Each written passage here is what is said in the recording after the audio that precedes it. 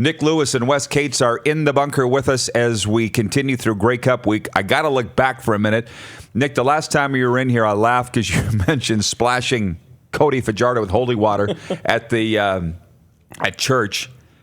It looks like they did. If we want to go back to the West Final, he didn't look hurt. Like, I'm sure he was, but he didn't look out of sorts out there. No, I thought he played pretty well. The only thing I was kind of disappointed in was him letting the cat out of the bag so soon.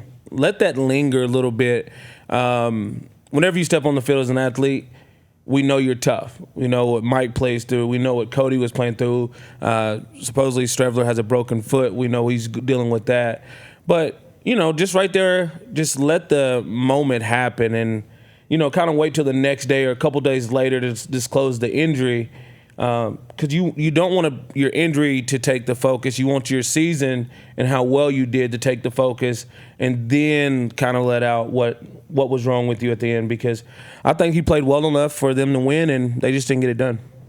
And that's the tough part. Yeah. As a team, which, by the way, it's interesting you say that, the way they played it with the injury. You've lived here long enough. Talk about this football market versus Calgary. Because if they had just not said anything with the injury and he wasn't practicing, can you imagine what it would be like in this town?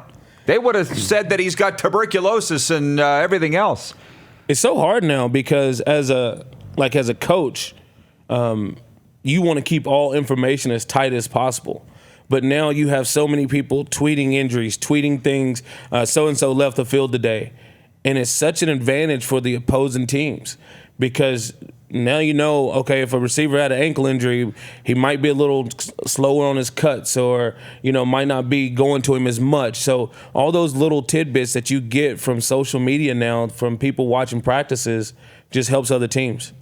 Yes, and that's how this business has changed. Everywhere I go, particularly on the weekend in Paradise Hill, Saskatchewan, speaking with the Sutter brothers and Rachel Homan, everybody's asking, do you miss calling the games? And I said, if it was just about calling the games, yes. But calling the games is 5% of the job.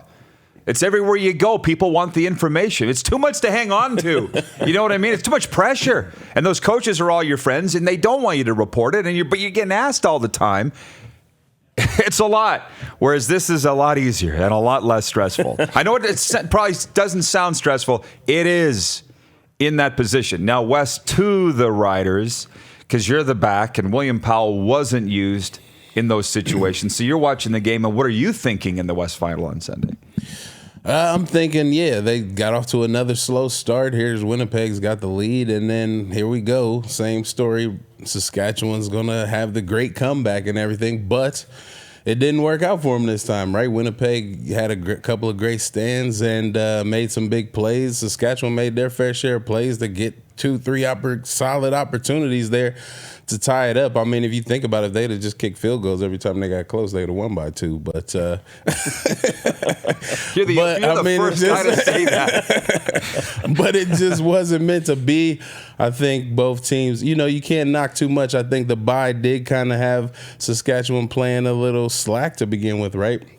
Put the ball on the ground 3 times in a big game like that. I mean, things happen, but hey, that's part of it. I think that played a really big role. And for Jardo with the whole injury thing, it was just too much. I think it kind of played a weird factor maybe in the game plan or the way they played it. But I think he did a good job of toughing it out. I didn't see any ill effects in his play, but I don't know. Maybe he makes a couple of those throws. Maybe he can fire it in there a little harder and complete one of those. But what's done is done, pretty much. So and they're already looking forward to next year. But we got a few weeks before we'll stop talking about this year. I mean, is there too much heat on McAdoo right now? I mean, Eddie Steele came on here 2 days ago and he says as much as he's not a McAdoo offense fan, the head coach can take some blame and the players can take some blame. Is there too much on McAdoo? I think there is. I think people should be talking more about how well Jason Shivers did. I mean, that defense played great. Got a couple turnovers and basically put the offense in scoring position at least twice a game down the whole stretch, even when things seemed to get a little tougher closer to the playoff run. So, I don't know. What do you say? The McAdoo's offense seemed to get clicking there for a while. Then he had a couple injuries late that maybe changed his game plan up against. But there's always a lot of blame to go around. I'm sure McAdoo's used to it. He's been getting crapped on for the last 2 years. So, hey, I don't know. Pile it on. He seems to handle it okay. I really don't think it bothers him. Yeah. But actually, I had a note here that I wanted to talk about, and I'm glad you brought up Jason Shivers. We did a vote from our viewers, and although it's a national show and we bring on players from across the league, Jeremy O'Day won GM of the Year by a whopping margin. And I don't think that's just Rider fans. And I wanted to do a Coordinator of the Year award because, as you know, they do in the NFL.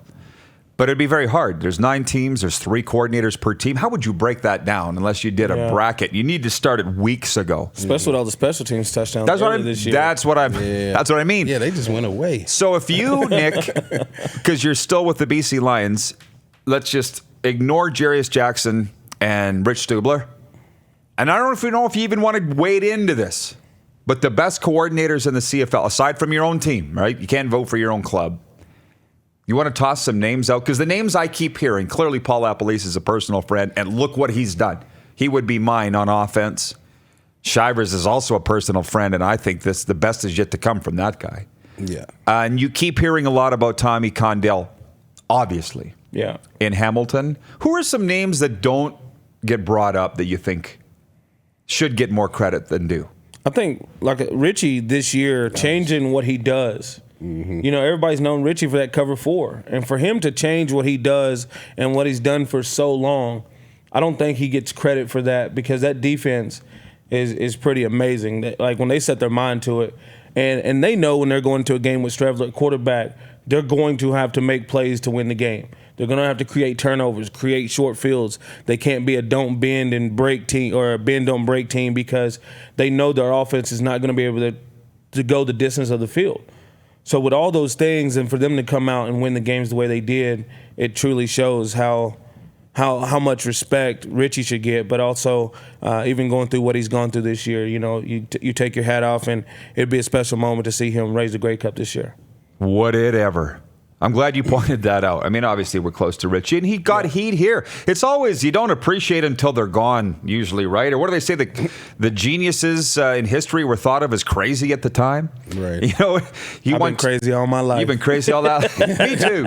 Yeah. What do you think, Wes? Well, you brought up a lot of police. It makes me laugh because I just remember he would never give me the ball when I played. Because he gave it to everybody else. That's what I liked about Paul. Now all of a sudden he's a running OC. He was always contoured throwing and passing the ball every down. But I will give him credit because he was one. He always had his offenses prepared regardless of the game plan.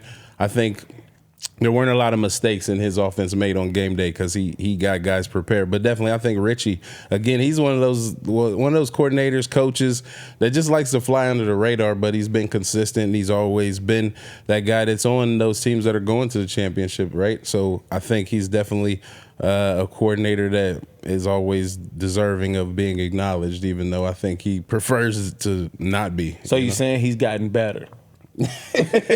I mean, if I was a coordinator, I would love to have a running back like Wes, because at his size, to be able to run every route in the route tree, extend out of the backfield, either in motion or just start out of the backfield, it gives you such a huge advantage on what you're going to get. And then when you had Darian's legs, I mean, that sets up the draw every time because he takes people with him. So it's a huge advantage to have someone at that size instead of having to bring in a scat back to do it, because now they know what you're going to do and they're just going to play zone. I forgot, you guys played together for a time, didn't you? Yeah, I remember the day he got traded. And, you know, he got traded. He was devastated. And he was like, man, I don't want to go. And I said, look, you get the chance to go and run your show. I mean, nobody knew they were going to win because, I mean, especially we thought we were going to win. But to see him win it, I was proud of him then. And had a great career here. And you had a tailback. Like, that is a trade that you would say both teams won. Needed. Right. You know, they and won. by the way, it was for Rob Lazio, and you needed a guard. I love Rob Lazio, and we needed that. And we not only just needed Rob Lazio, we needed that attitude on that line as well with Jeff Pilon and all those guys. So Rob was a huge addition. It hurt to lose Wes, but yeah, we had Joff, and then that team though, that Calgary team had Joffrey Reynolds, John Cornish, and me at the same time, all basically locked in for like 2 years. So it was quite the backfield if you look at it that way. And that was 06 when you were there, a rookie. 07 you were 07, traded. Cornish came so that's in. before Yeah. Huffnagel. Who was responsible for putting that backfield together? That would have been Barker. Barker. Jim Barker. Yeah. Yeah. And before that, because before he got there was Tony Stallings. Booby Stallings. Dang. So Yeah, I Joff actually always had a great back behind him. Yeah. He always had, from Ken Symington to Demetrius Summers to Wes, Cornish. He always had a great back behind him. He just never got hurt. Never got hurt. Yeah, Reynolds never got hurt. I was just sick with it. Like, I remember in 05 one time he got hurt. I think he partially tore his MCL or something. He didn't miss the next game, but the rest of the game he left, went to the hospital for MRIs, and we ended up losing. And they asked Barado, like, what happened to the offense in the second half? He said it went to the hospital. That's great. Like Joffrey was Yeah. a workhorse, man. I mean, me, Cope, and Rambo, we did what we did, but huge job for being able to do what he did. Yeah, but that's what I like about LaPolice is he doesn't put all his eggs in one basket. There's more than one way to skin a cat, and that's why he didn't get the ball all the time. But with the Bombers, they have done it with Harris all year, and now they're winning without him. But they still could. But you're running effectively with Nick Dembski. Yeah, that's the X You know what I'm factor. saying? He's So you're good. still getting the run game in. It's just you're using so many other people and so many disguises to make it look different, and then you're running downhill with Dembski. Because you do have to pay attention to Andrew Harrison, where he's at on the field. You're watching Rod Pedersen on demand. For more of The Rod Pedersen Show, visit rodpedersen.com or follow Rod Pedersen on social media.